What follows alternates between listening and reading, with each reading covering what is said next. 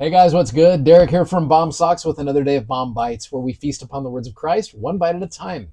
So, as we are finishing up the Book of Mormon, in the Book of Mormon, kind of focusing on what we talked about yesterday, how Moroni saw our day. He saw us and he starts asking us questions. And I gave you a list of some of those that also, as we made them a little bit more relevant to our day, you kind of see some of these questions. You see how some of these questions actually are very applicable to us. Now, I think one of the things that Mormons saw about our day, especially us in the last several years, he sees us being a little bit more judgy and a little bit more condemning of people and events in the past than we probably ought to. I know sometimes we look at ourselves and we think we know so much better than other people did. And in some instances we might, especially in our own minds, but we tend to be very critical of people in the past. All you got to do, if you really want to see this in action, take a teenager. And again, I teach teenagers in the seminary setting. If I was to take a high school senior and show them a picture of themselves as a ninth grader, oh my gosh, I watch people cringe and they're just like, oh, and they get so critical and so condemning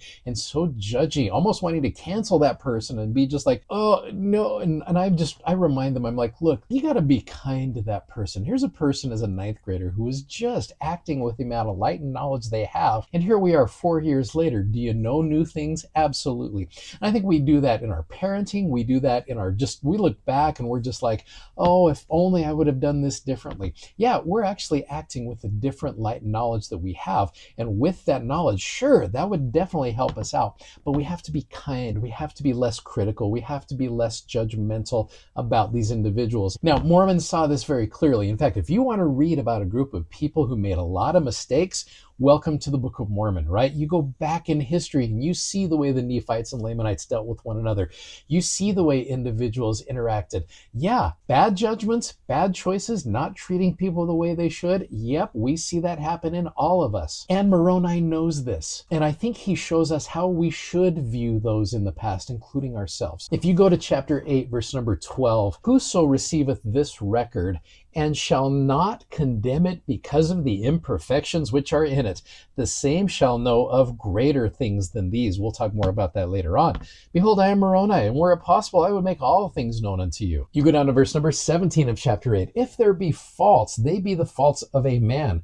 But behold, we know no faults. Nevertheless, God knoweth all things. That's such a cool element with this. God knows all things.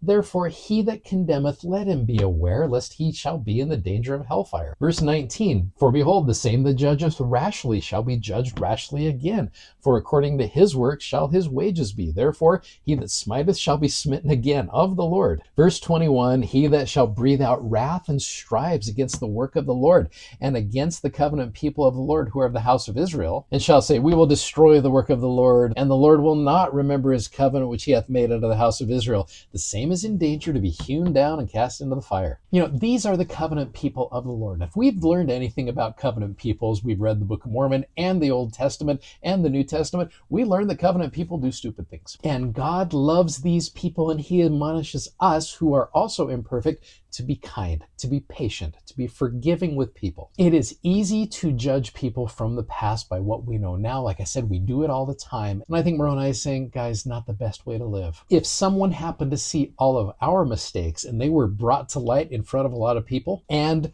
capture it and share it with others, yep, we would look pretty bad. And people would probably judge us because of those things. And Moroni, again, is just saying that is not the way to live. In fact, what happens is you go into chapter 9 and you see how Moroni focuses so much on miracles. And he's just like, look, if you are condemning these things, you are not going to see miracles in your life. And some of the greatest miracles come as you are forgiving and kind to one another. You go all the way down towards the end of chapter 9. You go to verse 31. And I love how Moroni now brings this idea of full circle.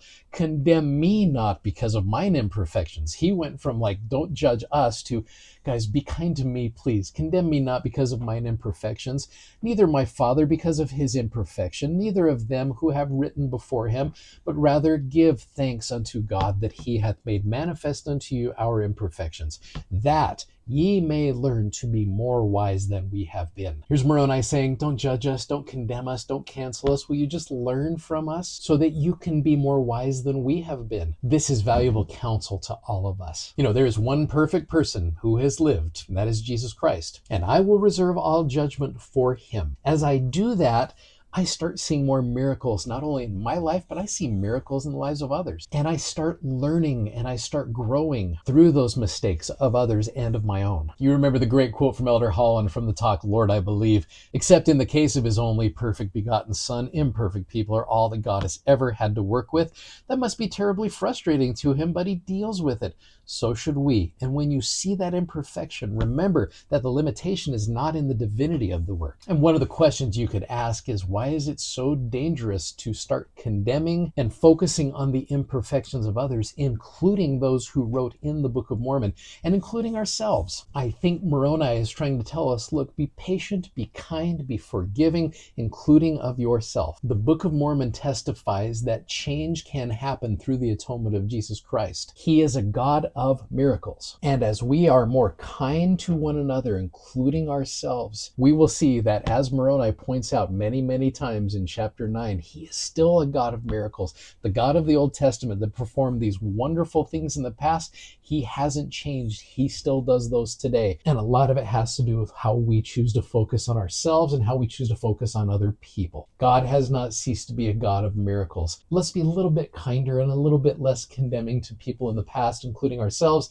and let's focus on the goodness of Jesus Christ and what he can do with us and with others. That's when we start seeing more miracles in our life. I love the Book of Mormon. In the Book of Mormon, I love the writings of Mormon and of his wonderful son Moroni, and I'm grateful for these words, and I know that they are true.